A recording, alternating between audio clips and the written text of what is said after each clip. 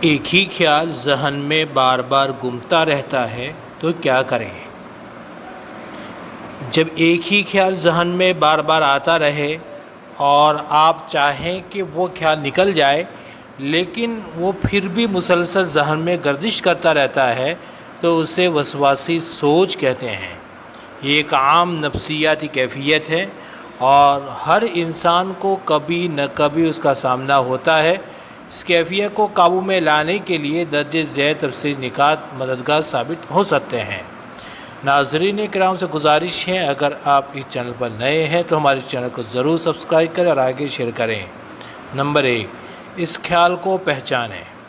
سب سے پہلے یہ سمجھنا ضروری ہے کہ یہ صرف ایک خیال ہے، حقیقت نہیں۔ اسے ایک مہمان سمجھے جو آیا ہے اور چلا جائے گا۔ مثال، میرے ذہن میں بار بار یہ خیال آ رہا ہے کہ میں ناکام ہو جاؤں گا، تو خود سے کہیں کہ یہ صرف ایک خیال ہے، حقیقت نہیں۔ نمبر 2، سے لڑنے کے بجائے قبول کریں۔ جب ہم کسی خیال سے لڑتے ہیں تو وہ اور طاقتور ہو جاتا ہے، لہذا مزاحمت کرنے کے بجائے خاموشی سے اس خیال کو قبول کریں۔ کہیے کہ ٹھیک ہے، یہ خیال آیا ہے، آ جانے دو، میں اسے دیکھ کر گزر جاؤں گا۔ نمبر 3، اپنا دھیان کسی اور طرف لگائیں۔ خیالات کو روکنے کے بجائے خود کو مصروف کر لینا بہتر ہوتا ہے۔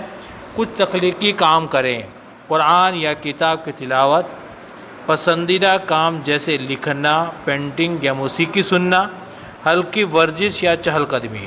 نمبر 4، ذہن میں آنے والے خیال کو لکھ لیں۔ جب کوئی خیال بار بار آئے تو اسے کاغذ پر لکھ دینا بہت مفید ہو سکتا ہے۔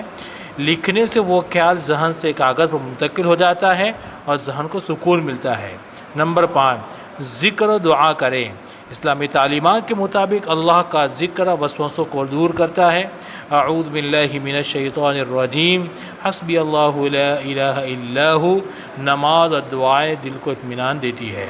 نمبر 6، مراقبہ اور سانس لینے کی مشق۔ روزانہ 5 سے 10 منٹ گہرے سانس لینے کی مشق کریں، اس سے دماغ میں سکون آتا ہے اور بار بار آنے والے خیالات کم ہوتے ہیں۔ نمبر 7، سوچنے کا وقت مقرر کریں۔ اگر کوئی خاص سوچ بار بار آ رہی ہے تو دن میں ایک خاص وقت مقرر کریں، جیسے 5 بجے 10 منٹ۔ صرف اسی وقت اس بارے میں سوچنے کی اجازت دیں۔ مشق سے دماغ سیکھتا ہے کہ ہر وقت سوچنا ضروری نہیں۔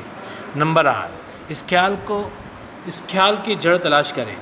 اکثر بار بار آنے والے خیالات کے پیچھے کوئی خوف یا پریشانی چھپی ہوتی ہے۔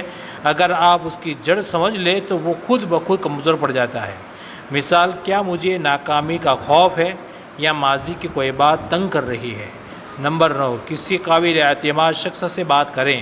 کبھی کبھار کسی عزیز دوست یا ماہر نفسیات سے بات کر لینا بھی بہت مدد دیتا ہے۔ نمبر 10، پیشہ ورانہ مدد لیں۔